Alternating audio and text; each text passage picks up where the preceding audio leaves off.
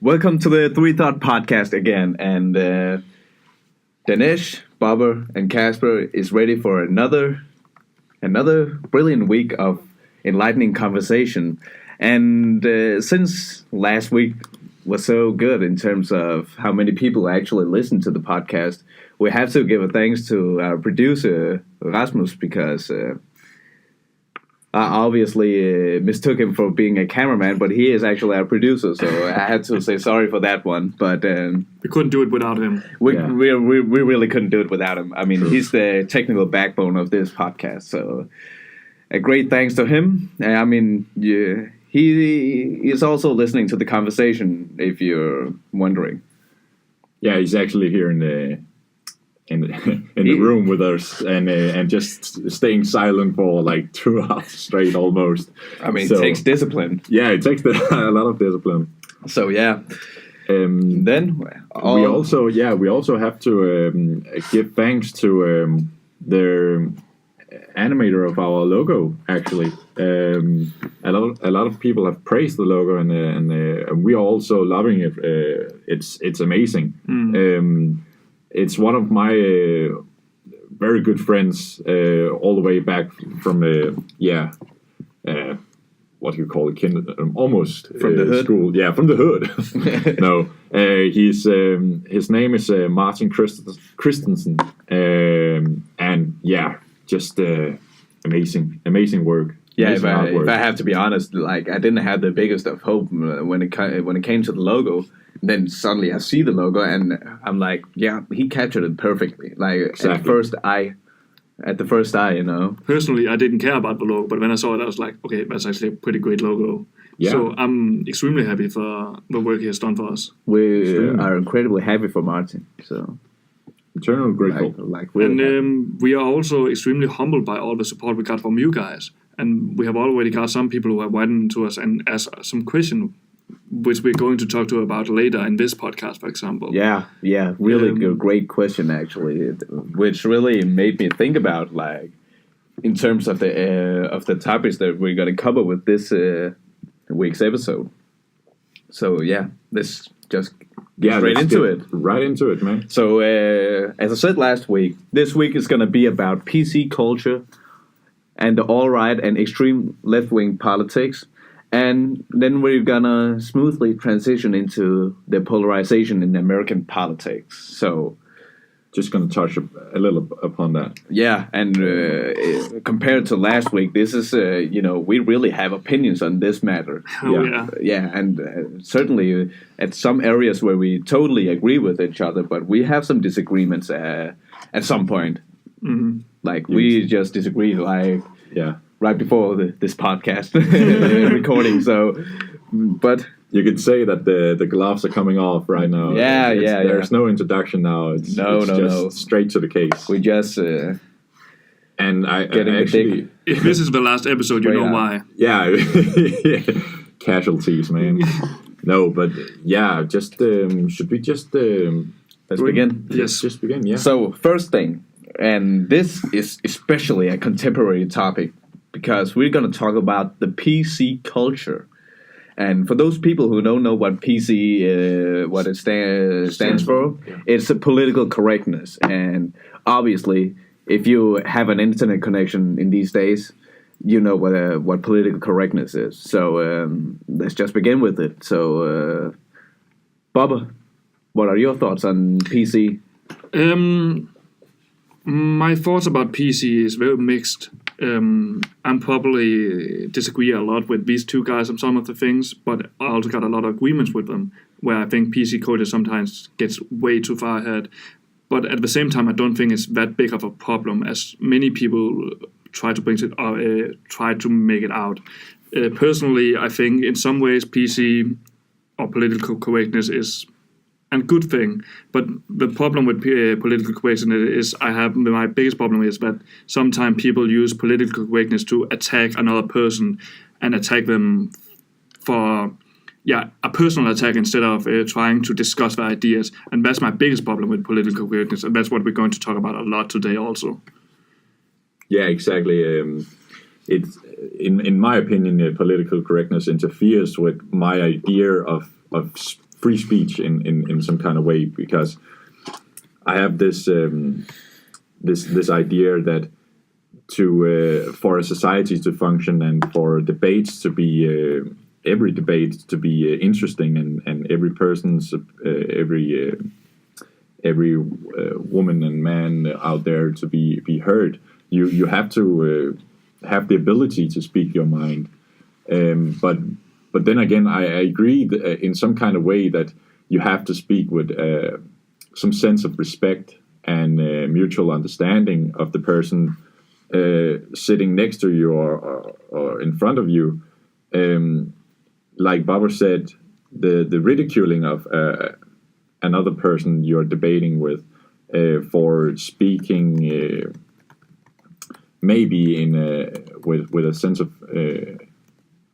of being naive or not completely understanding of the other person. If you're ridiculing that person, it just, if you think they have a malice intent with what they're saying, that's the problem. Yeah, the malice intent. Yeah, exactly.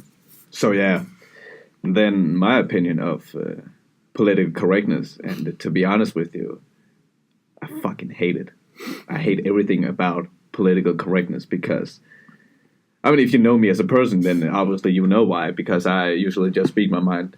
But it's not just for selfish reasons, just like Casper said, like, the free speech is actually the backbone of the democracy. Like, it's predicated on free speech. Yeah. And just to, make it clear how much we take it for granted is, like, it's not normal that you can just speak your mind in many places. Like Western civilization, that's probably the place where you can just speak anything that you want and not get punished for it.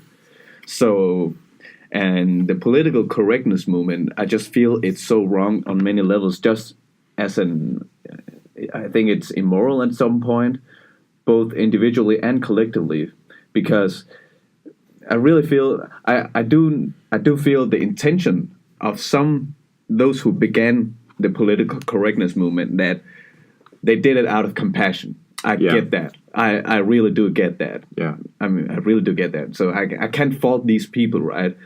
But it's the way that people today use political correctness is in such a selfish way, and they get the satisfaction that they're actually doing something against racism or sexism or any of these kind of things that we know at the table is wrong, right? But I just think it's appalling that someone think that not offending anyone at some level means that the racism and the sexism goes away. I just think it's totally naive. So, yeah. I agree with a lot of what you both said. I also disagree with some of the things. Let's get into the free speech, and this is where the whole debate is getting a lot of nuances and why this topic is pretty interesting.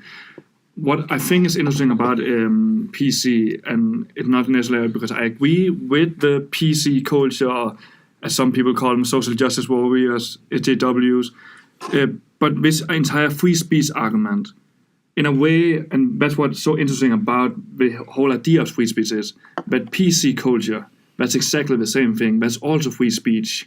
And you can say that they are basically trying to hammer down on views they do not agree with, and I don't like that. I disagree with it. But it is also their free speech right to do that.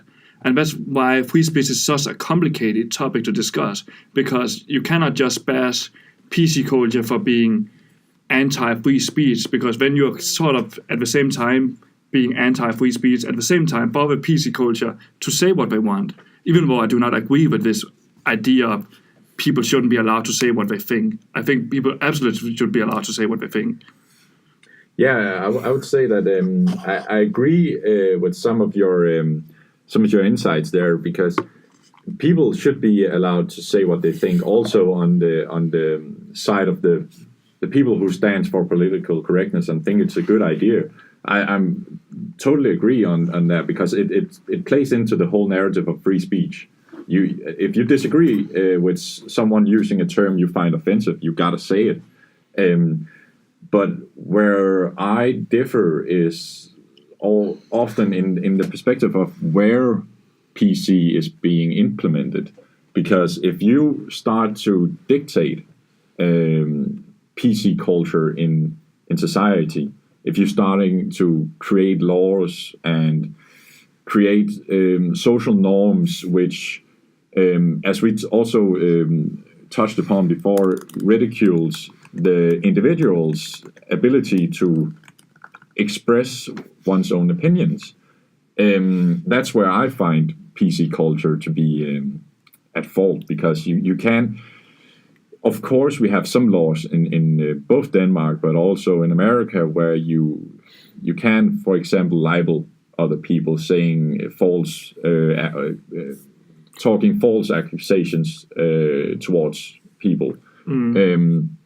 But I feel that when it comes to dictating speech and language in general, you have to be very careful not to overstep boundaries that would stop a person from speaking their mind. So when it comes in general, laws and institutions in general. And also, I would disagree that PC culture is free speech, because it's not. As soon as you're arguing for censoring offensive language, like you can't say this word or this and that. Like, for example, you can't even say. I'm pretty sure that PC culture, the extreme PC culture, is like you can't say black. You have to say African American. Or in Who is America, African marginalized. Yeah, African marginalized. Like crazy words, right? And the whole thing on the PC culture, one of the things that really pisses me off is when they say, for example, I saw this Steven Crowder interview, right?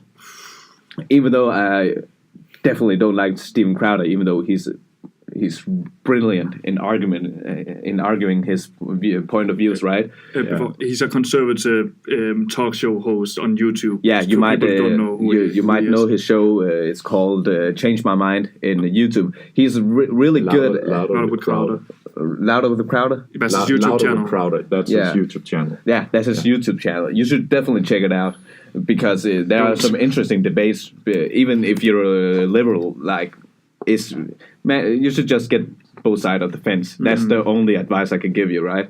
So one thing. So there was this woman who was definitely social justice warrior. I mean, you could just tell on her face, like it was really. I mean, you just know what was going on here, right? So what happened was that she began to argue that every time you misgender someone, that's an act of violence. Seriously? Act of violence. Okay. She said that. But, I mean, think about the word microaggression. Just think about the word microaggression. I mean, the guy who invented that word, right? It's like... it's so incredibly frustrating how... Elaborate on the microaggression. So the microaggression, right? So when you misgender someone, that means if you misgender, let's say a transgender who identifies himself as a male, and if he still has a vagina and you accidentally saw the vagina, and then will presume that she's a woman, right? But if you accidentally call this transgender woman instead of a man because he identifies himself as a man, that is an act of violence. That's microaggression. And because you are aggressive and you violated her or him, he or she has the obligation to actually correct you on it, or even use aggressive methods against you. Okay, there's a lot of points that I have to come into here, because I disagree with a lot of your things. First of all, your last example, I completely agree. Stuff like that's the insane part, where I'm also like, stop pretending like people who do not know better or whatever are bad people. Yeah. I mean, that's the thing I hate about PC culture, where it goes too far. This idea of seeing the other person as the enemy. I hate that, and I absolutely agree with Denne and Kasper on this point, because you don't move forward. And everybody is human. Everybody has them, and everybody wants to do the right thing. Everybody wants to be good. So this idea to see somebody as an enemy is stupid in my eyes. But Casper, you talked about this thing about PC culture and free speech. The difference here is because we're talking about it is PC culture. You're talking also about making laws against what people can or cannot say. I'm completely against making laws of what you can and cannot say, because then it becomes a federal problem where you're actually censoring people. Yeah. When it's a cultural thing, and that's what's interesting, then you are not censoring people directly. You are not saying what you cannot and cannot say, even though that you live in a culture where you're not allowed to say these things because it's against the majority. But it's still not censorship. Because it's only when it is the federal government or the government of some sort comes in and start to ban what you can. Then you can talk about should hate speech be banned and so on. I don't think hate speech should be banned, because just because you ban hate speech doesn't mean that you change people's perception or the hate they have. So if you would say that neo-Nazis cannot yell some crazy racist Holocaust, whatever, some crazy things like that, but that doesn't change their view just because they can't say it. No. So I'm also against any kind of law. But the culture part is very important, because it's not censorship, it's more of a cultural shift you are living in, and that's always happening. Like, for example, we have also talked about, I think we briefly talked about last time with swear words. People didn't want, in older days, people hated when you swear. You shouldn't swear, that's a bad word and so on. That's PC culture, but just from another time. Yeah. But, another thing, and that's also, as you're talking about, Dennis, I will not call it censorship as long as there's no laws against it. It's more a cultural problem. That doesn't mean it's not a problem, but it's not censorship per se against free speech. Not an official one, no. Yeah, exactly. And I don't think you can really do anything else with that, because, again, even though, like your example with the girl with the microaggression and so on, even though I think it's ridiculous. I mean, it's absurd. Yeah. It is. But she has the right to say it, even though it's so stupid. And that's what I mean with you cannot try to censor the PC crowd either, even though the ideas might be ludicrous. Yeah, I would also. I totally agree on the idea that PC culture is, of course, as the last word in PC refers to, it's a cultural thing. Mm-hmm. So as long as PC culture remains within the cultural parameter, I would say that no harm can be physically done. It can still be a problem. It can still be a problem, yeah, because being socially ousted from a discussion, for example, if you take the university levels in America, that's a huge problem, and that is actually not a federal law in any kind of way, but a lot of speakers in a lot of universities in America in the past years have been both physically threatened, but also have been denied the access to speak on behalf of their own ideas and on behalf of other people who have the same ideas. And predominantly, I would say that it has been conservative views that have been targeted for they have been targeted by the PC movement because they provided different views on topics of how America should work as a society. So not always have PC culture been a threat on a federal level. It has also been a threat towards people because it becomes socially acceptable to, for example, hurt another person for having a different opinion. If you agree on a PC culture level, it becomes a norm. And in some kind of way, norms can be as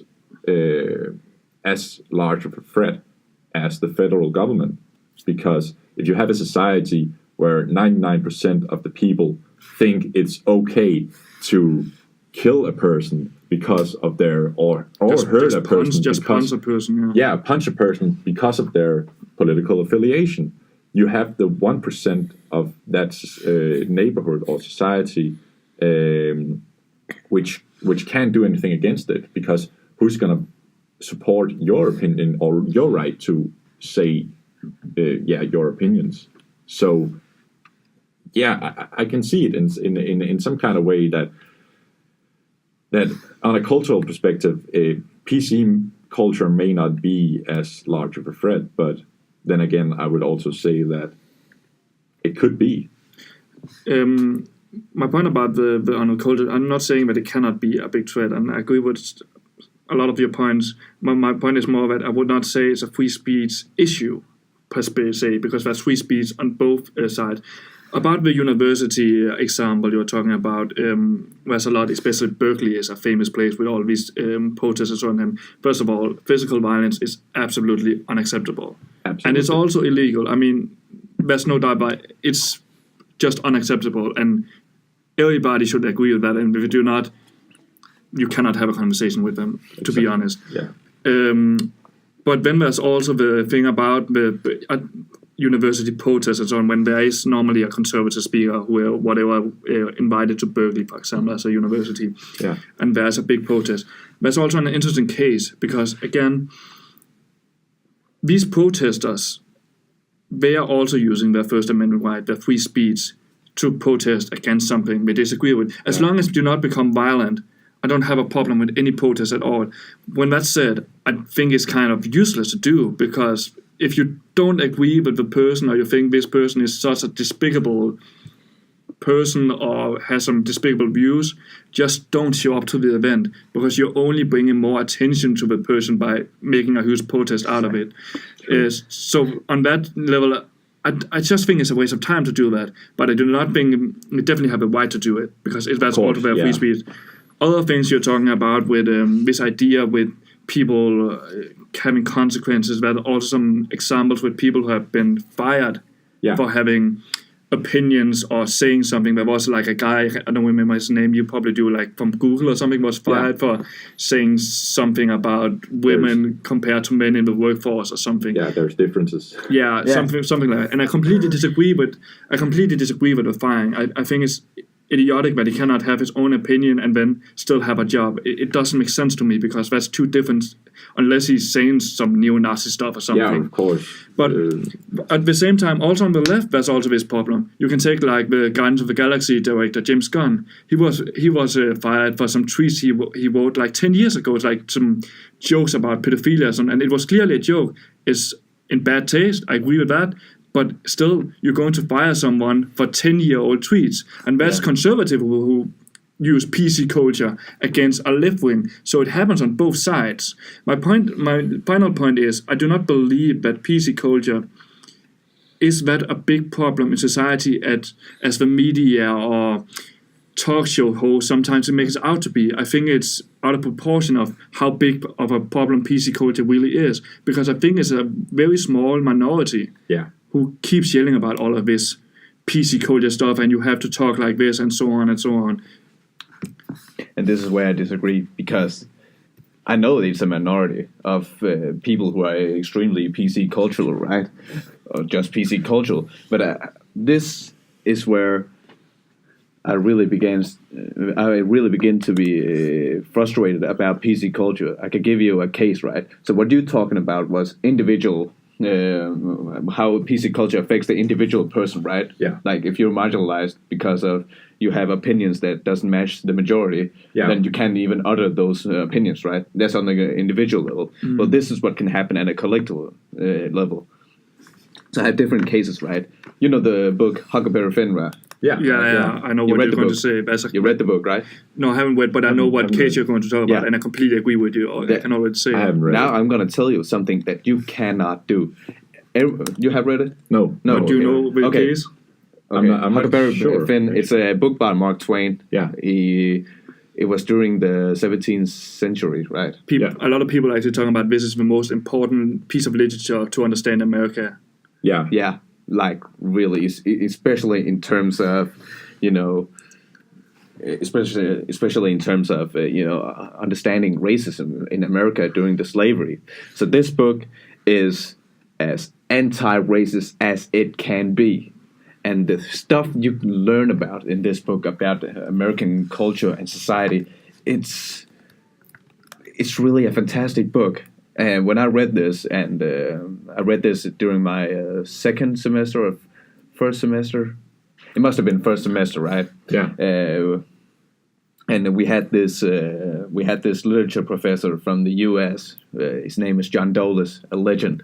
Shout out to John Dolis. And I will never forget his lectures. He was really the wisdom he possessed. It was absolutely mind-blowing at times. But back to this book. Yeah. So the book, right? It's as anti-racist as it can be, and it's really an incredible book where it just pinpoints the fabrics of racism in society. And this book just spews the hypocrisy in the system. Like, really just lays it out there how hypocritical the American society is. And this book changed a lot of minds during its time. But did you know that it's actually illegal in colleges? To read? Yeah, in universities. No, I didn't know. I didn't know that, and that's not what I was thinking, because I thought you were talking about, because it has the N-word in it. I'm probably thinking you're going to talk about that. Yeah, I'm going to talk about it. Yeah. But it's actually illegal. And you can use it in terms of in the education system. And do you know why? Because it has the N-word. It has the N-words repeated several times. So this is that the only reason? Yes. Mm-hmm. And this is the problem with the PC culture, because it gives you the idea just because that you have the basis that this book has too many N-words in it. So it's what is it? Cultural inappropriate. No. It's offensive. Oh yeah. So the book is totally offensive and it's racist. No. If you read that book, you know why there's so many N-words. It's to portray a society where the N-word was used almost all the time. Yeah. In a derogatory way. And this book was banned from the education system. One of the greatest literature in American history, right? And they banned it because of the N-word was repeated several times. Damn. This is what PC culture does. Because it gives you the sense that because it acts on compassion, so they say, right? Well, it gives you the idea that you're making a change in the world if you do not offend people. That's not how it works. You're not going to erase racism or sexism in a society just because you just make people stop saying the N-word or any other word that potentially offends anyone. And I just think it's a faulty way of looking at the subject. Yeah. I completely agree, and I know some of I didn't know it was banned in university. What I've heard about Huckleberry Finn, and we have to remember, this is a book from a certain time. It was under the Reconstruction era, like post-Civil War. Yeah, I believe. 1850s to 1870. Okay, then just Google it fast. It must almost have been. It's around the Civil War era. It is. Pre-Civil War. I actually think it's post, but I'm not sure. Dennis is going to Google. My point is, but I completely agree with Dennis.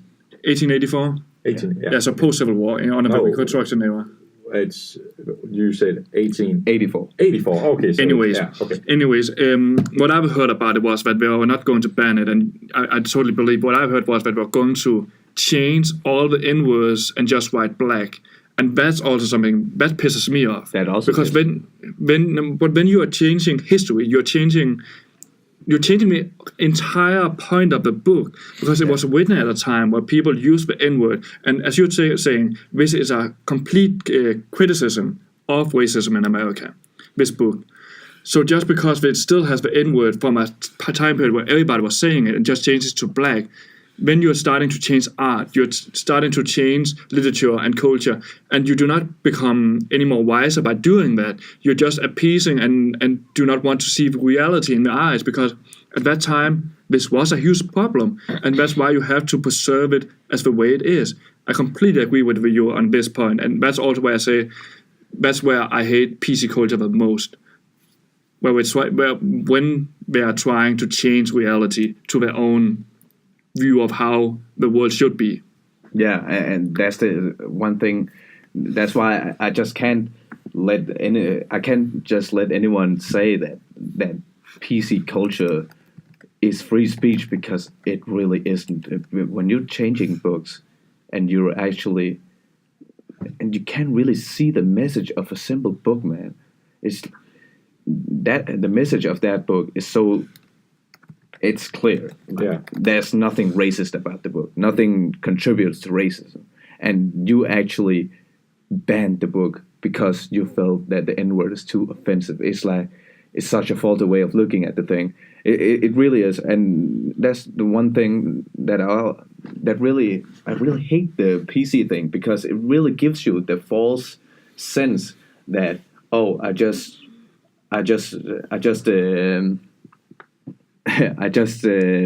prevented someone from using microaggressions, so I just changed the world. Now this place is a much less racist and sexist place. No, what you're doing is not changing the world. You're actually creating this illusion that racism and sexism is gone, because the only thing you're going to do is actually, close the debate. You're not even allowing a debate, and without debate, you're not gonna make a change. The PC culture is not about debate; it's about shutting the debate. Yeah, Something like that I can't respect. I really can't. Well, I completely agree. But also the worst part of PC culture is when you're stopping discussion, because there's always aspects of them. Yeah. They want to live in their own point of view, and we have disagreements also, like we have disagreements about PC culture, for example.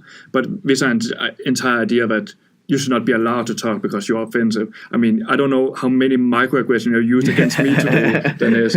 So I'm pretty triggered over here. But my point is that even though PC culture for the most part gets a bad rap, I completely understand it. There are also some good things you can say about PC culture where it has changed for the better. And let me just give some example. You also talked about earlier, like if you're talking about Native Americans, when people are talking about Native Americans and they are dressing out as Native Americans, when the Halloween is coming up, it's a complete stereotype with big feathers and so on. And that's kind of an racist way to portray them. And I'm not saying we shouldn't be allowed to do it, but I'm saying is that you are portraying a stereotype that doesn't match with reality. And also, just if you're looking at the way we were called before Indians, that's also an absurd thing. I'm not saying you are a bad person if you call them American Indians at all. I'd prefer to use Native Americans because they're not Indians, they're not from India. So this idea with changing the words to be more accurate, I kind of like that about PC culture. What I don't like is when people starting to attack you for not using Native Americans, for example. That's the biggest problem I have with PC culture, is attacking people just because they might not know better or they do not think about what they were saying at that point. Like there's some kind of malicious intent with what they're saying. That's disgusting. So yeah, another thing about the whole thing about you can't dress yourself up as a Mexican or an Indian or a terrorist is just. What about blackface? That's something else. That's not Why something else. I'll tell you. Oh, okay, now I'm gonna tell you something. Okay. You can have a certain Mexican way of dressing. Can we agree? Yeah. Okay. There's a certain way of portraying an Indian, right? Yeah. Back in the tribal era. Back in the tribal era. But it's still a complete stereotype, so that was not how they were. I mean, that's not how Indians, Native Americans, were dressed. And that's the problem during with the tribal era. My point is, there's a lot of tribes of Native Americans. You put all of them into like one group with. No. That's not what I'm saying. But but what I'm talking about with the costume. But there's a different ways of dressing up as an Indian depending on the tribe and everything. Can we agree on that? Like yeah. we can agree that the tomahawk is pretty Native American. You have certain elements and dress codes which are perceived as being Native American. Native Americans, yeah. So yeah. I don't think so. But then again, as we also have learned, there's what around 300 200 or 300 different native tribes. I don't know how many there are today, but I believe Some there have been use- over thousands. But it's like this. Yeah. So dressing up as an Indian, there are 50 languages, over 150 languages and 50 cultures in India. Is it wrong to dress up like an Indian? From my perspective, I would say there's if you are not creating direct harm towards a person for dressing up in that stereotypical way, I can't see the fault. Yeah. Because I know a lot of people who have a cultural, you yourself have a cultural background from that area of the world, where if you were to see something like that, you wouldn't think, oh, that direct harms me. I feel less of a person now in some kind of way. So I would say that if you create a stereotypical person or individual out of a region in the world, if you're not creating direct harm, I can't see the direct harm. Right. harm in that. So all of these things, right? Now, the difference in terms of blackface is that the blackface is derogatory.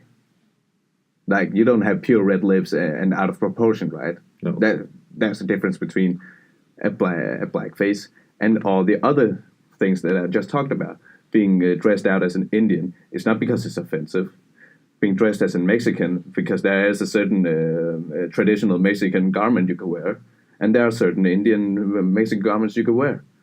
So these are not derogatory. I can actually give you one specific incident where I can lay it out how ignorant it is to portray that as racism.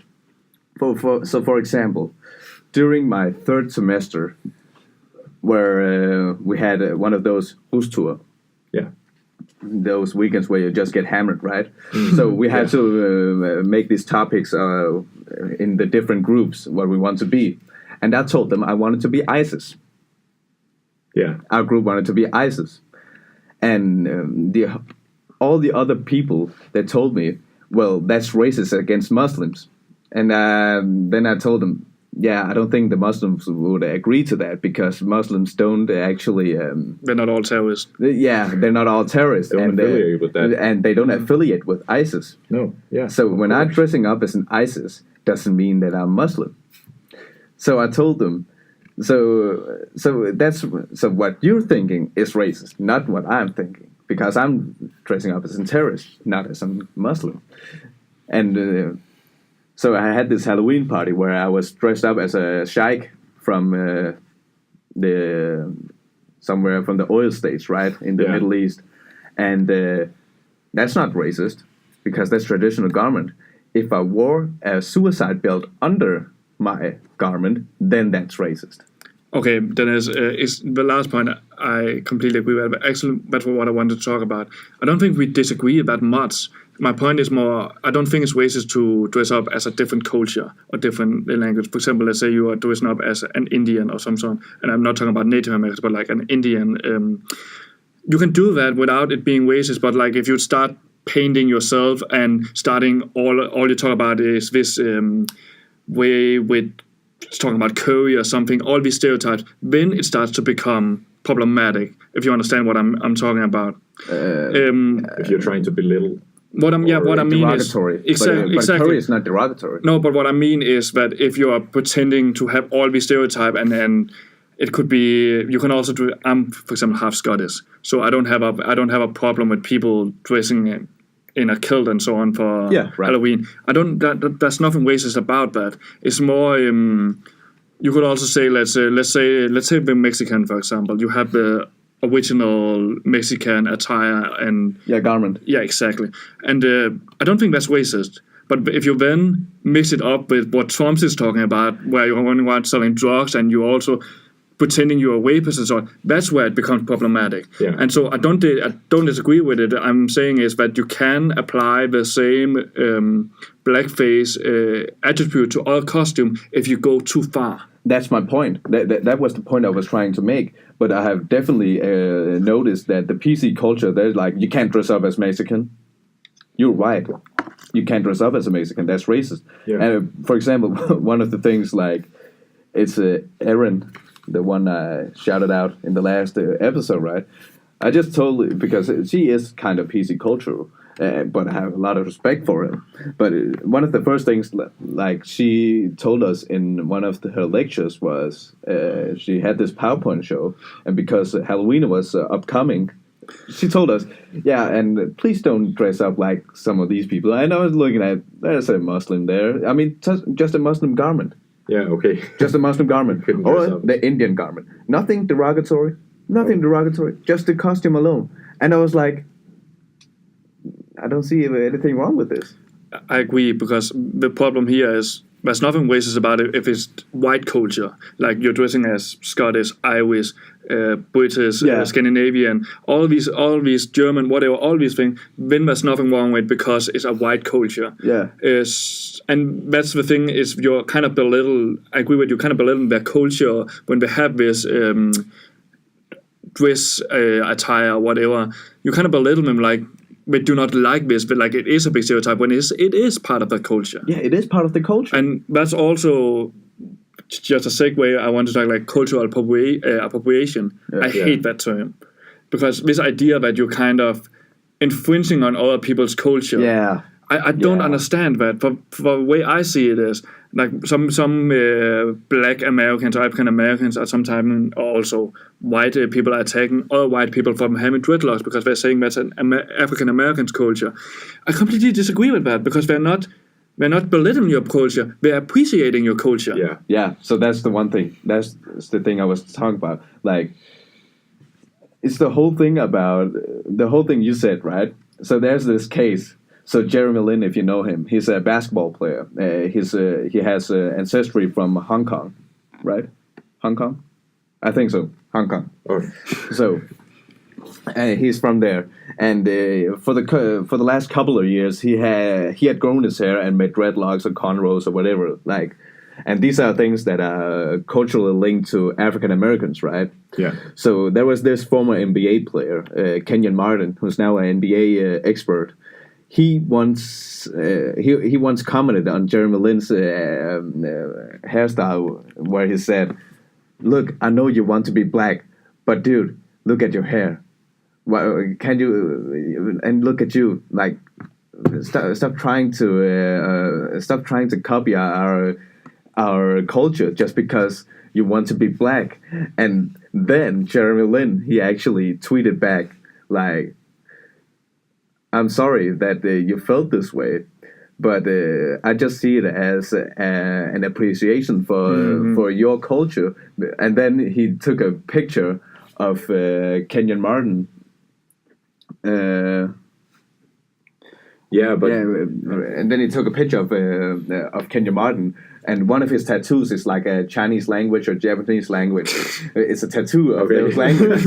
And he said, "But I just think that we should appreciate each other's cultures," because he's referring to his Chinese tattoos, and he can't even have his and he can't have dreadlocks because it's African culture. So he's a hypocrite. It was a hypocritical statement. It was a hypocritical statement. So this is the problem with, you can't dress up from another culture, from other cultures. It's just, and I see where it comes from, because it's this, like you said, anything that isn't considered white culture, you can't dress out like it. They're always a victim, and because they're the victims. They're the minorities, and you as a white man, you can't dress up like that because you're the oppressor. Yeah, you're privileged, so you can't do that, and that's just a weird way of looking at it. Because, so you say you're battling racism and sexism, but you're kind of being racist yourself. Yeah. Right? You are actually, I totally agree. You are actually being racist yourself, because the person who wants to dress up as one of these things that we have talked about, one of these garments that we have talked about, is also, as Baba mentioned, the aspect of cultural appropriation. A lot of these people actually think that this garment or this culture is it's interesting to dress up as. They like it. actually like it and appreciate that. This culture. They want to have just a part of it in their own lives in some kind of way. Yeah. And the person who ridicules the person for dressing up is actually the person with these thoughts, these ideas that that is stereotypical. That culture. Or you're stealing their culture. Or you're stealing their culture and you're ridiculing their culture. But wait a minute, you are the person with the thoughts. You are you have these thoughts. So and as we're talking about, that's why I hate cultural appropriation, because people do not do this to ridicule. They do it because blackface is clearly offensive. Yeah. And there's also a lot of history behind blackface. Yeah. But if you have cornrows as a white or Asian person, that's because you like it and you like this culture. So you want to appreciate it. You think this is nice, so you are trying to appreciate the code. What I hate about this, by attacking these people and calling it cultural appropriation and so on, you're basically arguing for going back to segregation. You want you're talking about you want diversity and all this stuff, but you want the culture to be segregated again, and that's ridiculous. They're basically going back to. Yeah, they're going back to, I will not say going completely back to the 60s, but it's still, they're going backwards instead of going, instead of going forward. Yeah. They're moving forward, progressing. Yeah, and the thing about, this is why it's so incredible why this PC culture doesn't understand the hypocrisy in what they're doing. For example, try to think of it in this way. So the goal of PC culture is to fight being offensive. You can't be offensive at all. You have to be offensive.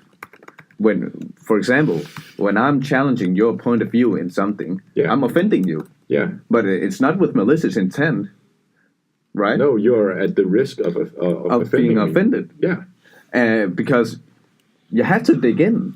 Yeah. You can't just say yeah to everything just to appease the other guy. You can't do that. And not only in that way. Being offensive is part of life, because imagine how many times you have been offended, but it actually made you a better person. Yeah. Like every time you were arrogant or being a prick to someone offended you and called you upon it, and you became a better person out of it. Yeah.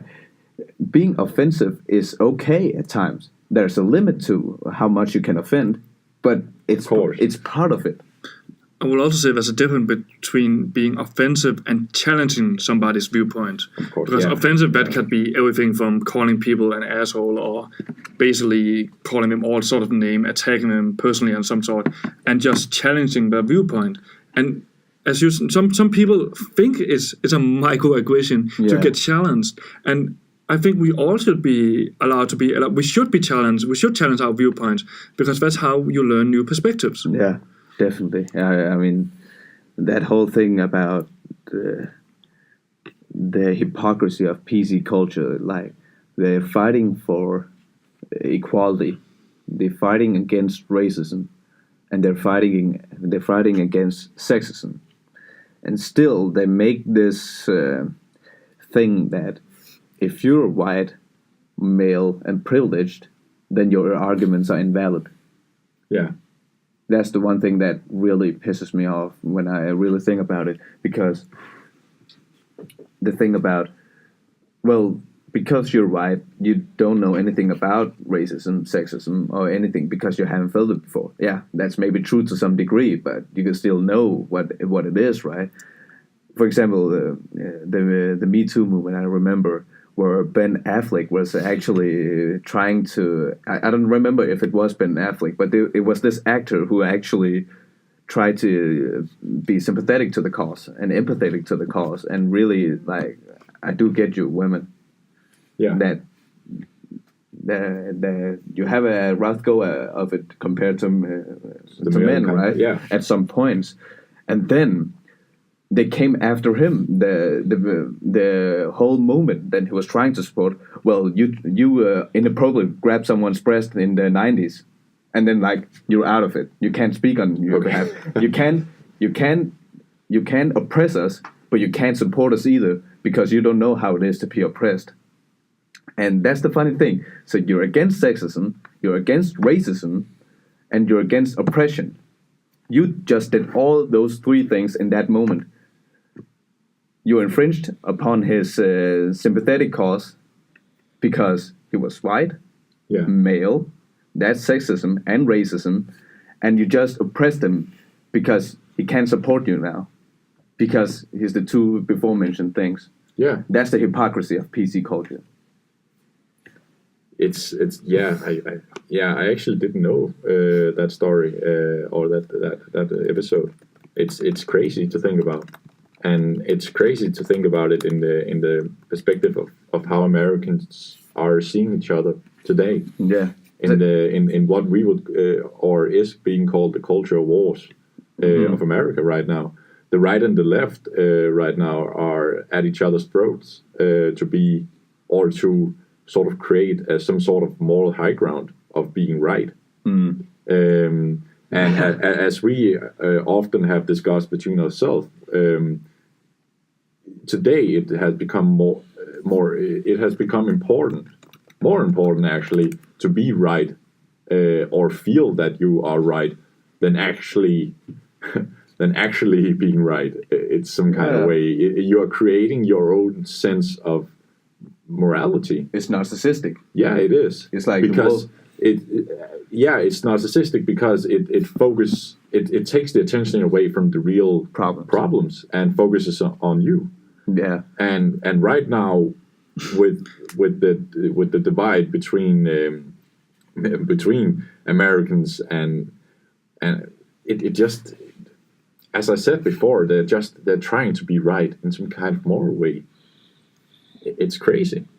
Well, I think what you're talking about with where they're trying to be white and the entire problem with PC culture and so on. Again, this is where I don't think it's that big of a problem because what I care about is the issues. What are the underlying issues and how can we help people? Yeah. And as we read an article for today's podcast, and it says around 80% of the American population are against PC culture. Yeah. That's why I don't think it's that big of a problem. So I actually think talking about this, and this is also the media and so on, they are making this PC culture worse by keep on talking about it instead of focusing on the issues that's affecting people. They're basically giving a spotlight and a microphone to these people who shouldn't have it. And that's why I don't think PC culture is such a big issue. But because they keep giving a microphone to these people, they're making the issue worse than it really is, because most American hates PC culture. Yeah. And PC culture exists on both the left and the right. It doesn't have to be only a left issue. No. There's also a lot of, Kaepernick is a great example of PC culture on the right. He shouldn't be allowed to kneel. Why? That's just your opinion, because you're offended.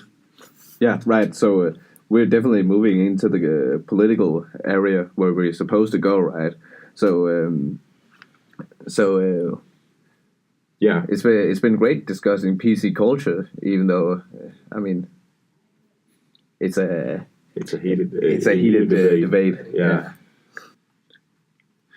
Yeah, so actually we don't have that many differences when we're looking at it. I think the biggest difference is that, for me, I don't think PC culture is such a big problem in society because it's such a small minority. That's how I look at it. Whereas Denne, for example, he think is a very big issue, or it can be a potential huge impact in the future if this PC culture continues to go out of hand. And one of the big problems about PC culture is that it's so polarized between left and right.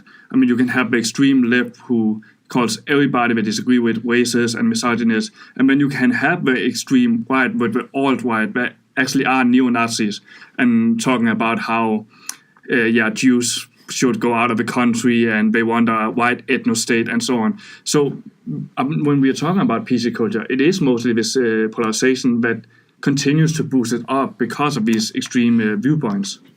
Yeah, totally.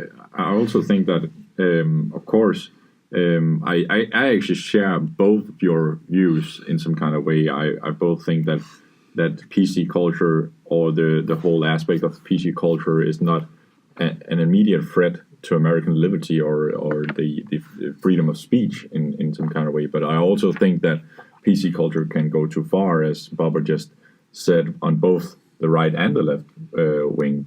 politics aspects, because on one hand you have actually on both sides you have the other one trying to drown their free speech out and trying to stop them from actually progressing. I would say actually progressing the country, moving them forward to a more tolerant and more accepted state in some kind of way, as we also mentioned about the book by Mark Twain, by censoring in some kind of way. So yeah, I just because this is not a topic that I think about so much, but could we just discuss the how far can the left and the right take these aspects of PC culture?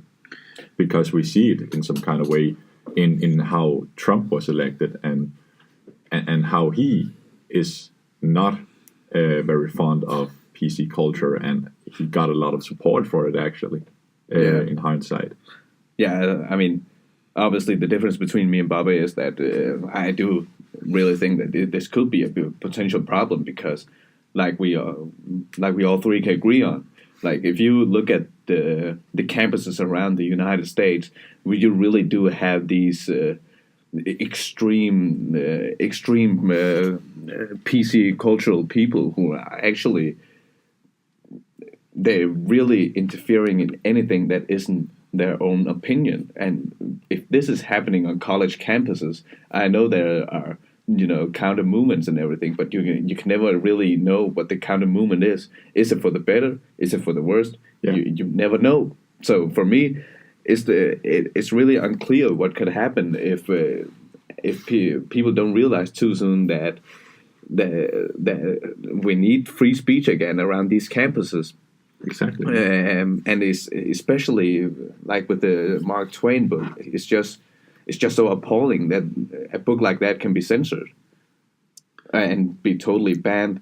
And my take on this is because we all know when the alt-right is going too far. We know when you take the right too far, because we are always taught this through school. We know what happens. We know what happened in World War II. We know what was the cause of the demise of the democracy in Germany, right? We know that. Exactly. But something that we don't learn, and that's why I think it's so hard to know when the left is going too far. It's because we do not get the same education like we do with Germany. Like most people don't know the extensive stuff about what happened in communist Russia.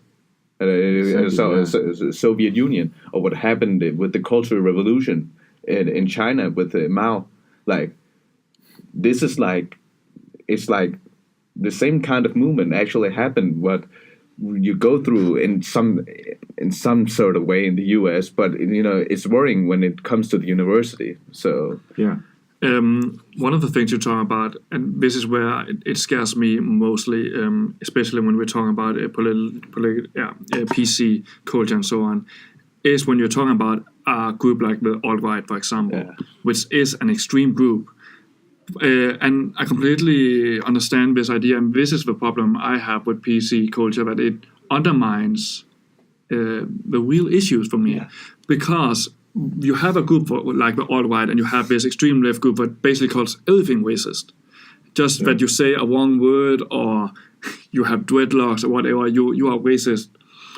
That means that a group like the alt-right, people can kind of identify with this group because they all feel marginalized in the society, and you're just polarizing the society even further. And when you're looking at a place like Charlottesville in 2017 with the alt-right protest. Yeah. I mean, when neo-Nazis and Ku Klux Klan members were running around in the street with tiki torches and yelling, "Jews will not replace us," and "blood and soil," which are Nazi chants. Yeah. And one person even drove into the counter-protest because, something he must be mentally unstable, that's for sure. That's crazy. And that's where the problem is when you got these, some people actually identify with the alt-right because they are tired of being called racist just for saying the wrong word. However, at the same time, you also get it on the other side with a Trump who's kind of emboldening this movement, the alt-right movement, by saying there's bad people on both sides. I mean, you can say what you will about a group like Antifa on the extreme left, but these are neo-Nazis. There's good people on both sides. That's also PC culture. He doesn't want to say what it is. Yeah, I actually agree on the point of the left actually in some kind of way pushing people towards the alt-right in some kind of way, not exactly pushing them into the group. It's not intentionally. No, it's not intentionally, because if you have a small group of left wingers trying to speak out against an alt-right rally, I totally get that. I would be on point of that immediately, because there are some crazy people in midst of those alt-right people there, totally. But if you go around and call out every small, let's call it microaggression, let's use that word. If you could go out around calling normal people who are just maybe made a mistake of calling you something, or didn't think about it, or had no malice intention, and calling them an alt-right advocate or a neo-Nazi, you are actually, and I don't know if people are thinking about this, but you are actually pushing people. You're helping the alt-right. You're helping the alt-right, because all of a sudden, without thinking about it, you sort of triple their numbers in some kind of way, some kind of imaginary way, saying that, oh, all of a sudden everybody in America is this alt-right person. And I actually think that the whole election with Donald Trump, a lot of people voted Trump not because of things he said, but because they didn't like Hillary. And a lot of people were not interested in his misogynistic ways, or his portrayal of what do you call it, the Hispanics, Mexicans. They actually believed in him when he said he wanted to bring back jobs, and he wanted to secure the blue collar worker in America. And there's a lot of blue collar workers who used to vote for Democrats. You see it in the elections with Obama. A small percentage of voters who voted for Obama actually went on to vote for Donald Trump. I believe it was either 8% or 13% of Obama voters voted for Trump. Yeah, they went on to vote for Trump this election. And when I first heard that, I just thought, no way, that can't be possible. And I believe that a lot of listeners may be thinking, oh, I want to see that stat. Yeah, but it is actually true, and not because they didn't vote Trump because they thought that he was right in saying that Mexicans were this stereotypical. I can't even call it a stereotypical Mexican with the drugs and the murder. It's just racist statements. You can't say it any other way. But yeah, when it comes to the political aspect, you have to be careful who you label as an alt-right and a racist, or even a crazy socialist in some kind of way. If you have to go the other way around, a communist even. Bernie Sanders. Yeah. You're totally right, because it's just so crazy that you're so quick with the words. Like, I mean, trying to imagine this. This is the Jordan B. Peterson case, right? So this guy does not consider himself conservative. Not at all. No. Not at all. He actually considers himself as liberal. And just to quickly explain who he is. Yeah, so Jordan B. Peterson, he is a professor from Toronto University, also teached at the Harvard University, right? And in 2016, he confronted the Bill C-16, the C-16. Yeah. So that bill was a violation against free speech, because it actually meant that if you misgender someone, then you're actually violating the human rights of Toronto, something like that, right? Something, yeah, along that way. Yeah. And basically that meant that a professor like Jordan B. Peterson, if he refers to someone by a pronoun that Wrong pronoun. Huh? Yeah, by a wrong pronoun. Yeah. That they don't identify with, that means that he could get punished for it. You see it as hate speech. It's hate speech, right? And he confronted this bill, and I totally agree with what he was saying, because it's what I think we can agree. We're all saying that as a government can never shouldn't even ban a single word, because that's a violation against the free speech. So, and obviously this wasn't taken well in the extreme left-wing social justice warrior type people, right? So what they began to do was to label him as an alt-right figure. Absolutely crazy. He doesn't. If you ever heard of his interview, I follow him a lot. I'm an admirer of his work, right? So what they did was they're trying to tell him that he's a neo-Nazi all the time. And what they basically did, like you said, they're just gathering followers for the alt-right. But in this case, they just gained more popularity for Jordan B. Peterson, because people wanted to find out who is this neo-Nazi. And then they found out he isn't a neo-Nazi. He's actually a pretty intellectual person, and he just gained a lot of fan base off of this. So I totally agree that even those people who I actually felt that they were left-right, just left-leaning maybe, they were just scared because they were just labeled as Nazis. If you don't cooperate with the social justice warrior types 100%, and I mean really 100%, even if you're like just a little off, you're done. You're just a racist. You're automatically an alt-right supporter. And as you were also talking about, Kasper, and then there's also with your example, that's the entire problem with it. Because when you're starting to say that people who voted for Obama twice, for example, and then they voted for Trump, these people are racist or they're like alt-right movement, that's a huge problem, because the alt-right are trying to change their way of speaking or formulating their ideas, which are neo-Nazi ideas, to other words, and trying to be more presentable. That was the entire point of the alternative right, was to be more presentable with these absurd ideas that, back to the Nazi or the new Nazis.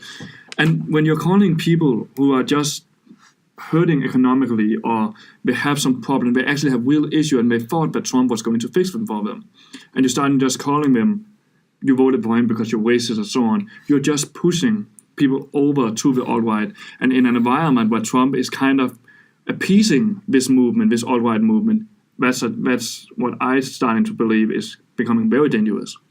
Because when you are giving these people a voice, because beforehand, everybody would look at them and just say, okay, this is crazy. But when you start to say everybody who doesn't agree with you 100% or voted for Trump for other reasons than the Mexicans and so on, and they also are part of the racist group, then it starts to become dangerous, because then those ideas become legitimized again. Yeah. I would also say that if we take an example of how to not approach, as we talked about, this aspect of pushing people towards something. If we take the election of 2016, when Hillary went out and said that a majority or a percentage, 50%, I believe, 50% of the Donald Trump's voter base was racist, misogynistic, and all around deplorables. Mm-hmm. You are not doing a great job for your own campaign.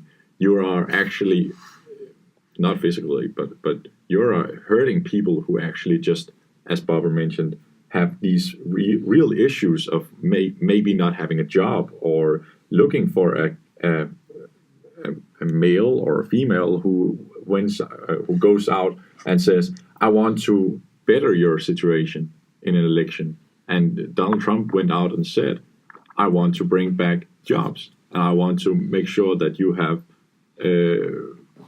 that if you do a great job, you will get a reward from it. And when she called them deplorables and racist and misogynistic, she just Added fuel to the fire. added fuel to the fire. Yeah, exactly. So yeah, I mean, just imagine the scenario. Like you're a hardworking blue collar worker, right? Yeah, You're in a lower social class, and you have this guy, you have this orange guy just here, just talking about that I'm gonna bring back jobs from China, even though that is pretty crazy. Yeah. Because then the iPhones will cost like $5,000, but that's another thing. But yeah, you have this person who's like he's actually interested in making my life better, and then you look at the other side, and you just had this thought, right? And then Hillary Clinton says, even if you thought about voting for Trump, Yeah. and you're a racist, misogynist, and what are you gonna? Which side are you gonna pick? The one who's gonna give me a job and actually is trying to fight for me, or the one who just called me a racist, misogynist person, even though I was just thinking about my working condition? Yeah, So the whole thing was pretty retarded. Just to put it there, I think it really, really was. the one who was leading her campaign, like, he just should have been fired, or her, I don't know. Or her, yeah. I mean, really, I mean, I don't just think he out of has the the door. job. Like, what the hell are you doing? You're not doing a very good job, right? I mean, and also the thing, also in terms of the Jordan B case, right? The whole thing, like, you should really be careful about who you are calling a Nazi. Yeah, That's a serious word. yeah, That's, and these are the same people who are talking about we can't be offensive. Imagine how many people you call racist and misogynist, and call them, and compared to Hitler, like, this is unbelievable. This is unbelievable. You're talking about not being offensive, but you're saying all these things. yeah. It's crazy. Yeah, I agree with that. But also, one of the other things about, like, what's it called? Spencer, I don't remember his first name, the leader of this alt-right group. I don't remember. Oh yeah, can't remember Yeah. his full name. He's called Spencer. Whatever, his last name is Spencer. I mean, he also, when he was starting to gain notoriety and so on, he went out and made interviews. But there was also this Antifa guy who went up under one of his interviews and just punched him in the face. Yeah, And even though I think he's have absolutely deplorable ideas, and there's no doubt about it, but you punching this guy in the face, you are creating sympathy for a person we shouldn't have sympathy for, because you are making him the victim when he's trying to victimize other people. yeah. Totally agree. Yeah. It's crazy. Yeah, And that's the thing, because that's where it's so blurred when the left has gone too far, and I really do think that it's a result of, because we don't know, we haven't been educated about when the left has gone too far. We just don't know, because if you really, you don't know, not at the same level as you learned about Hitler and the World War II, right? That's why people are so quick to compare to Hitler. But you can definitely make a case that the social justice warriors, they have a lot of similarities with the Marxist movement in the Soviet Union, because that whole thing started with, there's an overclass, there are people oppressing us, and we are oppressed. So they're stealing from us.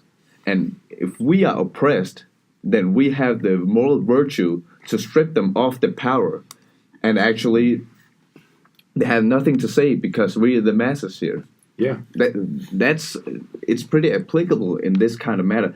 Obviously, it's not. I don't think it's going to happen like what had happened in the Soviet Union, because consumerism, right? Because you can't really talk about being totally suppressed when you're buying iPhones and stuff.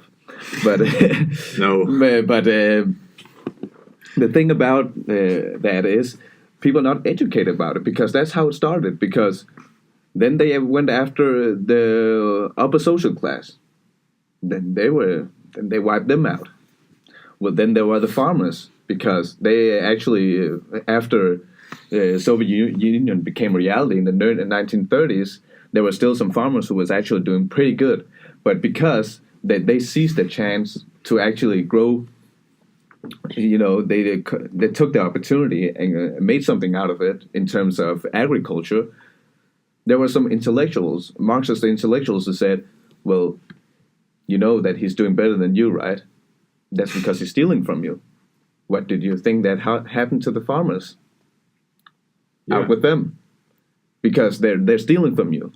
And so where does it stop? The whole thing about the people oppressing you. Yeah.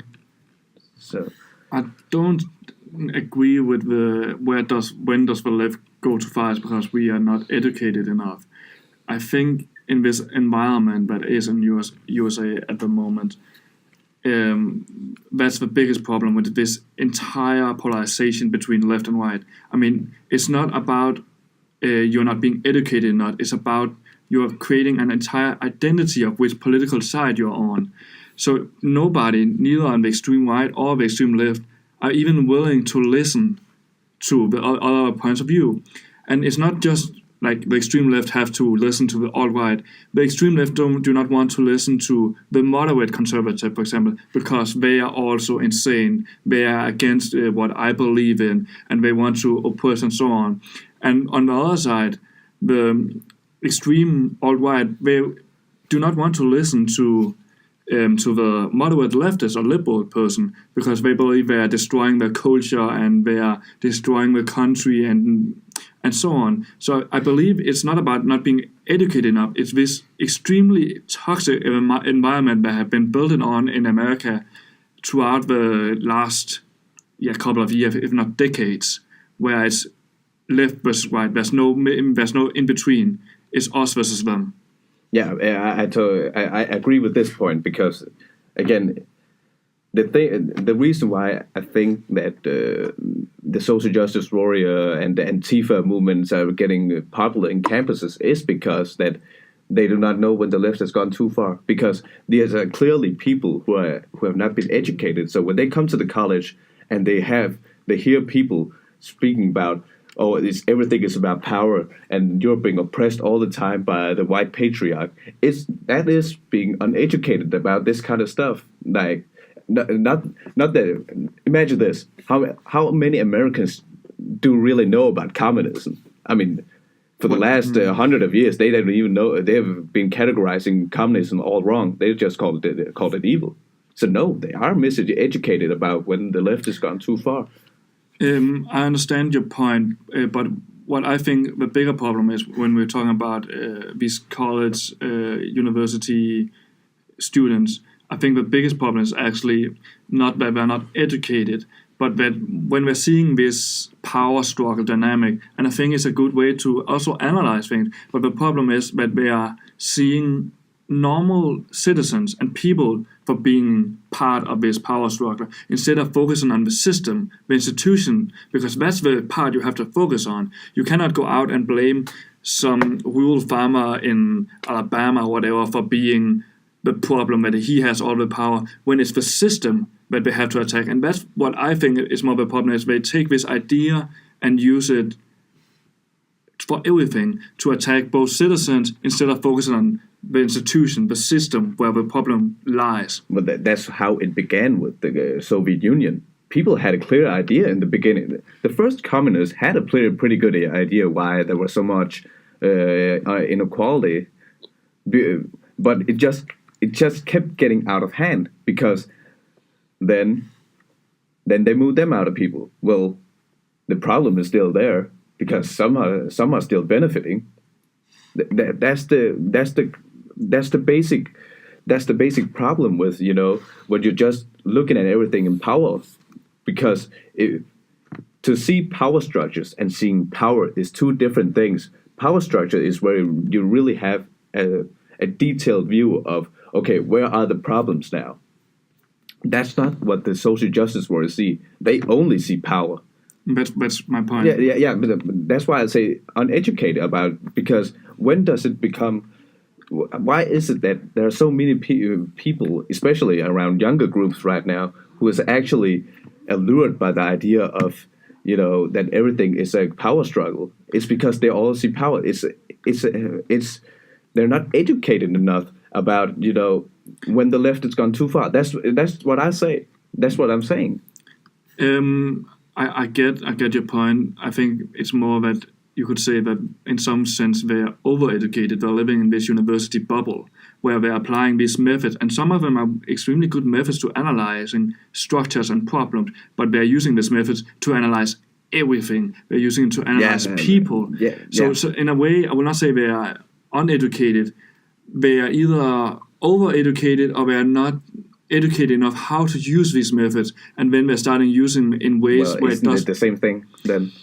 You could say that they're not educated in how to use these methods in that way. What my point is more that a lot of these people in university knows a lot about these things better because they are in university than other people does. The problem is they do not know how to use it properly. They attack people. I think that's the same thing, basically. That's fair. I think we agree, right? That's fair. Yeah. In some kind of way. Yeah, so I believe that we are going to switch to a segment, actually, where we will answer some questions, because it is actually very interesting to hear this kind of debate. And we actually got some pretty nice or pretty good question from one of the listeners. One of my good friends, Leon Enevoldsen, actually asked a question about nationalism. That is on the topic of what we discuss, maybe more on the right, the right wing. But yeah, here it goes. So Leon asks, how come nationalism has become a toxic buzzword? He asked this in the contrast to the Danes and how they were defeated several times throughout history against the Germans, 2 times with both the Second World War, but also the wars of 1864, and also in the wars against several wars against Sweden.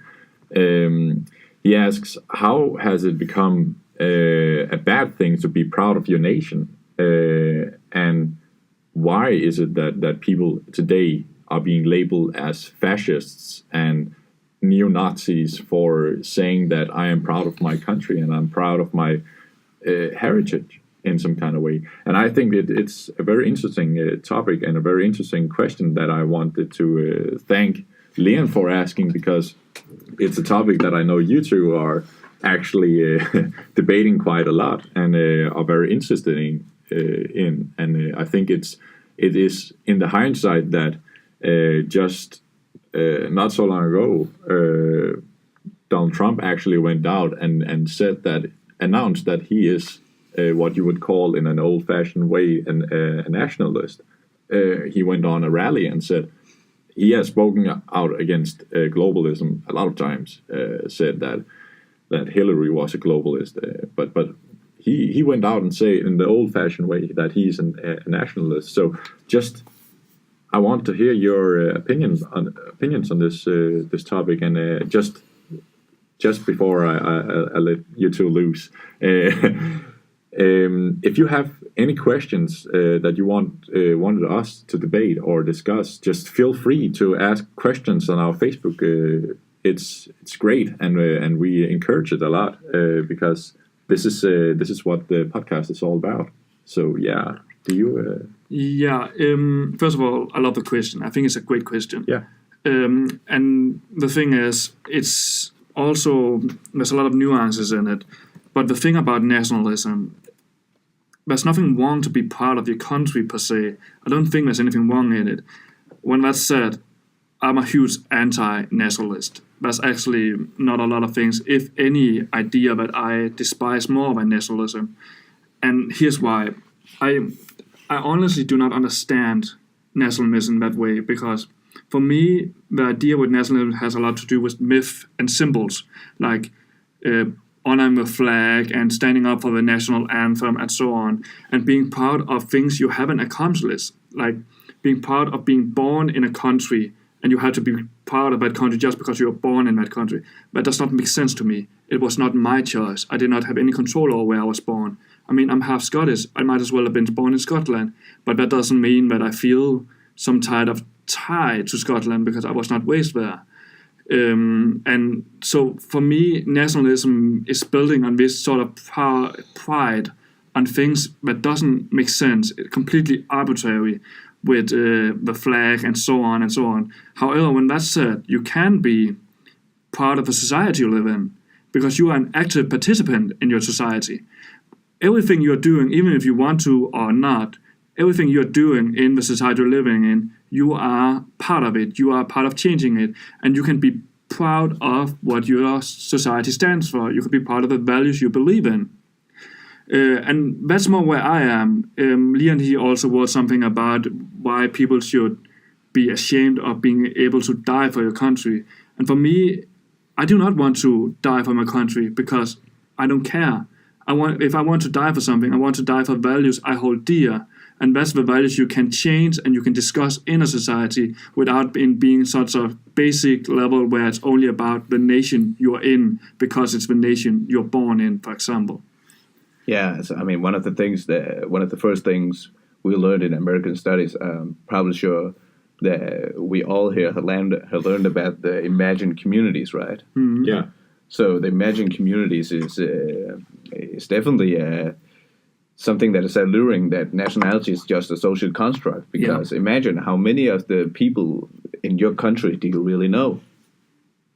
But because you feel Danish or American, or you feel any other affiliations with countries, you feel like you have a community. You feel like it's an imagined community, right? Yeah.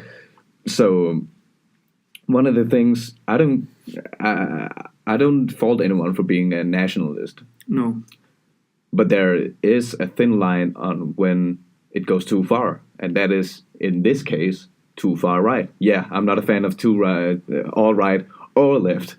So yeah. So when it comes to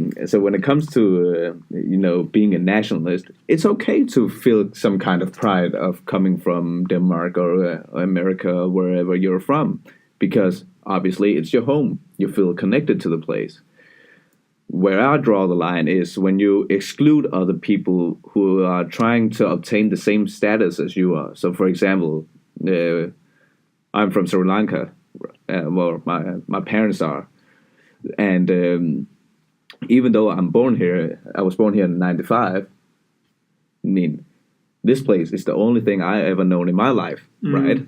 So by that standard, I am just as Danish as you guys. The same for me with Scotland. Yeah. I mean, you could say Scotland is my heritage, but I don't have any affiliation with Scotland because I haven't lived there. Right. So when it comes to this thing, right?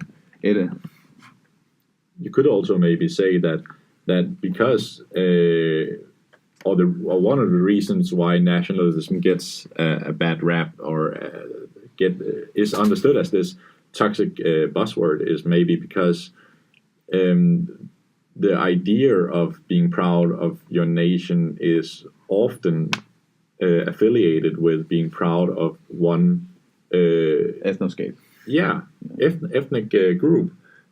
So in all, it sort of excludes others based on their look, their ethnic group. So I believe that me myself, I think that patriotism is a better idea of being proud of your heritage or your nation in some kind of way, because as I see patriotism, it's being proud of both what your nation accomplishes, but also the people which progresses said nation. So if you're a patriot in some kind of way, you are proud of all the people who keeps progressing your nation and keeps progressing your society in some kind of way. Whereas when you hear about nationalism or nationalistic views, they are often affiliated with, as I said before, one ethnic group. And I know you, Bubba, you have some thoughts about this ethno-nationalist. Yeah, and that's what's extremely fascinating when you're looking at America, because as Dennis talked about, nationalism is a social construct. It's an imaginary community. You believe you have something in common on something that's completely imaginary. And America is a great example of this because they do not have the same history or nation as European countries have. They are immigrants from all different kind of countries, whereas European countries, where were slaves from Africa, that's African Americans now, where maybe Asian, so on. There's so many different groups in America, the most diverse country in the world. So if you're talking about America, we're supposed to talk about nationalism. It's always going back to this ethno-nationalism, where we're not focusing on America being part of being American nationalist. We are being part of being white, the Aryan ways. We are part of, you could also say, we are black power. You're focused into the ways instead of the country, because that's kind of the only way you can do it in America, because you don't have a nation that has been combined under one group. And furthermore, the other way they do it, instead of this ethno-nationalism, as Kasper he was talking about, is this patriotism.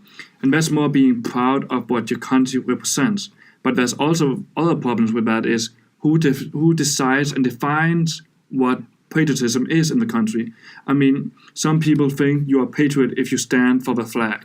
Some people believe Kaepernick is a patriot for standing up for their values and using the First Amendment right to protest against police brutality. So it's about these things. Who defines what it is to be a patriot? And also with the ethno-nationalism, that's the alt-right movement who's trying to take white power back and want to make an ethno-state for white European heritage. Yeah, I mean, the thing about taking pride in your differences compared to other people that's like human nature. I mean, it is human nature. I mean, if you think about when the human species was a nomadic tribe, like if one tribe met another tribe, it wasn't like they're just gonna shake hands. They were like they don't trust each other, right? Exactly. That's an instinct built in human beings. So one of the things that I'm actually that we actually talk about in our studies is that when does categorization become something stereotypical, something that excludes other people from you in a bad way, right? Like, there's nothing wrong with categorizing us like, yeah, I'm brown compared to you're white, right? Yeah. Nothing wrong with that. That's an observation. That's an observation. That's a statement. Yeah. Right? It's a fact. But when it comes to taking you're taking solely when you are arguing the definition of what it means to be American or Danish, and you have the right to do it while others don't, that's when it becomes a problem. Because as long as nationalism or patriotism doesn't infringe on other people or excluding other people, then there's no problem. But the problem is the people who today call themselves nationalists, like, for example, Trump, he did right now, is like, that's a problem, because the people who identify with themselves as nationalists are usually alt-right people. I remember when I was at a bar back in Middelfart, in my hometown, I just graduated from high school. So I was at the bar, and in Denmark we have these hats on as a symbol of our graduation. And then this guy, everyone knows this guy. His family is kind of fucked up because they all know that they're pretty racist, right? So he approaches me, and then he talks with me, and he just says, "Well, congratulations on your hat." I mean, if I have to characterize myself I have to characterize myself as a nationalist. But he was racist. He was just using a PC word for it, right? Yeah. So, and then he says, "I have nothing against people like you who educates in our society." And I'm like, "You ignorant dumb fuck, man! You don't know how many people like me actually doing well." And that's like, you're excluding someone from what you think is reality, right? True. Something excluding someone from your imagined community. Yeah. Yeah, and exactly as Dennis was talking about, it's more about what do you define as being part of in your country. Are you part of your country history, your country's flag, national anthem, and so on, which you don't have anything to do with, to be honest. I mean, it's nothing you have accomplished, or are you part of the values your country stands for? These are two different things. And it becomes dangerous when it starts to become about this ethnicity, where, for example, some people will push out Denne just because he's brown-skinned, even though he might have exactly the same value system as the person who's pushing him out, but he does not come under this nationalistic point of view just because of his skin color. And that's where it becomes dangerous, because it doesn't help society. I mean, if they have the same value system, what difference does it make? Yeah, I mean, also with the way we can tie it up to Trump, right? Like, he's saying, like, directly, I'm not supposed to say this word, but I am nationalist. So he's basically saying he knows the implications of the word, but still calls himself that. And everyone knows that Donald Trump is racist. He's appealing to the ethno-nationalist. Yeah. Yeah, and I also think that, as we discussed, that is the problem with him using the word in some kind of way. And that is why it basically gets a toxic... a toxic meaning, because when it comes to words in general, it's defined by the people who use it, the word in general. So when he says that, I know I'm not supposed to say it, that sort of give the listener the idea that he knows that something happened in Europe around 1940 and 1930s, that nationalism is not this popular thing to say today, but I am a nationalist. That is what he went out to say, and actually people applaud him in some kind of way. And I think it goes back to the talk we have about people not being educated enough on the notion of when is things going too far. Yeah, because people are not only carrying tiki torches in Charlottesville and yelling blood and soil, they are also flying the Soviet Union's flag on college campuses and don't know what these two extremes are all about. So not to say that they are the same things, but it is interesting to see how people use these words and what they intend them to be or to mean. Yeah. And as I said before, I am fully a supporter of using the idea of patriotism as a sort of counter to the nationalistic views, because as you, Dinesh, talked about these imaginary communities, it's not so much to say that you should share just because of your skin, say that Danes are white and blonde with blue eyes, because you're excluding people, not always in your own interest. Maybe, just maybe, a person of a different color have the same values as you and would stand up for the same values as you have. And you wouldn't even think about it because you have this blindfold of nationalism over your eyes. When you're talking about patriotism, and that's interesting discussing, because that's where you really can try to discuss what it means and who this defines it and so on.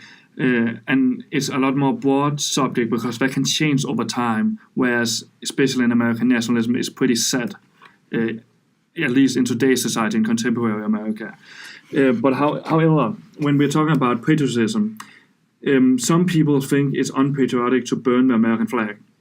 And some people think it is patriotic to burn the American flag. And for me, personally, I don't care. I mean, people can do whatever they want because it doesn't affect me, it has nothing to do with me.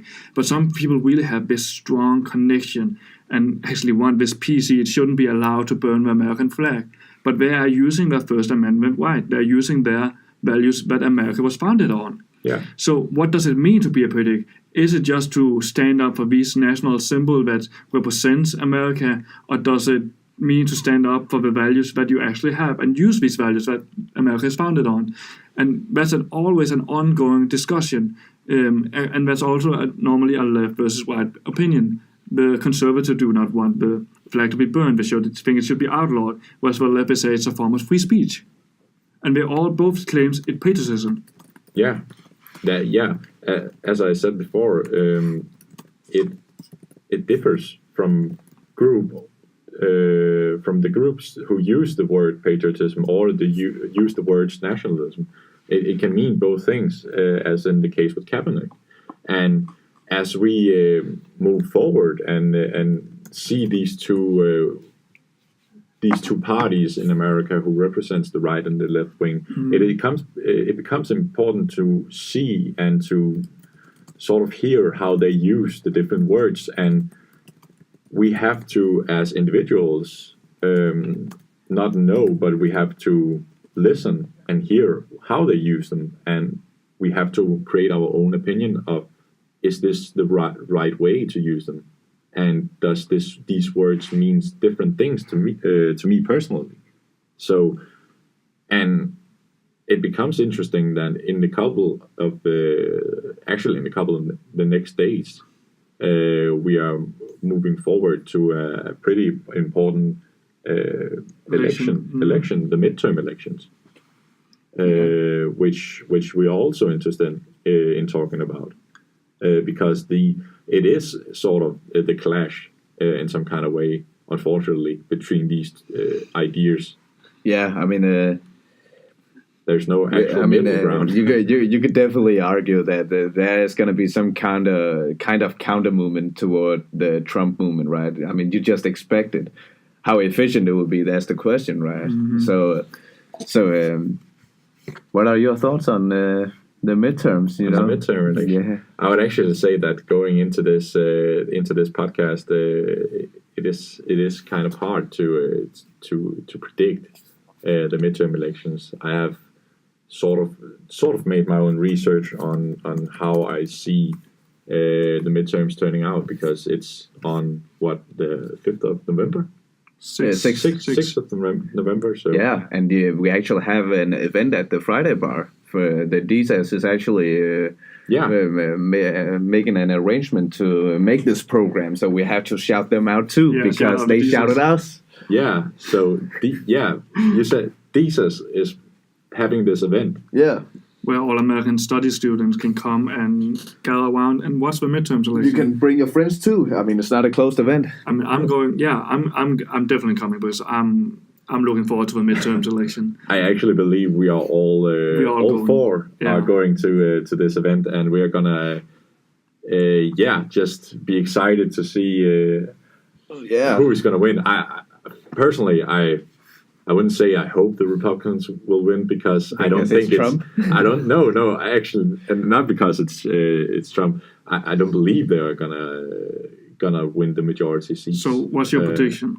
My predictions will be in favor of the Democratic side, both House and Senate. What do you hope? That's a bold prediction. Yeah, it is bold prediction, but so you believe there's coming a blue wave? There is. It's. I mean, if they take over both the House and the Senate, you believe there's coming a blue wave? I mean, because here's the thing: I believe there's coming a blue wave, but I'm not sure if it's going to be as big as people predict it's going to be. No, yeah, I can see that. And especially, here's why. I mean, all the House seats are up for grabs. They have to be elected every 2 years. Yeah. And Senate is every 6 years, so it's 1/3 of the Senate seat. However, this is the problem for the Democrats are facing when it comes to the Senate. 2/3 of the seats in the Senate are Democratic senators. That means there's only 1/3 of the seats that's Republican that we can take over, and that's going to be difficult. What I'm mostly interested in this ways is to see if Ted Cruz is going to lose his Senate seat to a candidate called Beto O'Rourke in Texas. If that's going to happen, that's going to be historic. I mean... Yeah, because Texas is all Republican usually. Yeah. It's always... And it's a tight race. I mean, it's a tight race? Really? He has a chance. I mean, Ted Cruz is, of course, up. Yeah. But he's not... It's not far away when you think about it. It's Texas. I believe it's under 5 points. Yeah, I actually saw a snippet of a debate. It was a Democratic painted. They just showed the highlights where the Democratic nominee was. He was making some pretty good arguments, and they didn't portray the Ted Cruz as well. But I'm definitely interested in seeing the full debate, because it sounds like that really surprises me. Texas is actually There's a pretty chance. close. There's a chance, and It usually isn't. But this then- is what's so interesting about this midterm election. I think Trump is the reason that people they want to go out and vote now. That's also why I think there's a blue wave. But I also think people should be careful and not to underestimate how many of the Republicans are going out. Of course. Because I believe there is such a big divide that the Republicans might even go out and vote more than you actually expect them to do. Yeah. So all people who want to have a blue wave, they have to go out and vote. Yeah. It's not going to come easy. But as we know, right, when Democrats are voting, they usually win. Yeah. That's the thing. Yeah. As we We need to discussed get them out. in the first episode of the podcast, it's not so much that the Republicans are a winning party; it's more that the Democrats are losing one. Yeah. And I also believe that, as you said, Barbara, that because of Donald Trump's handling of the American public in general, Yeah. he is igniting sort of this blue wave, and I would say that in my predictions, maybe it's more.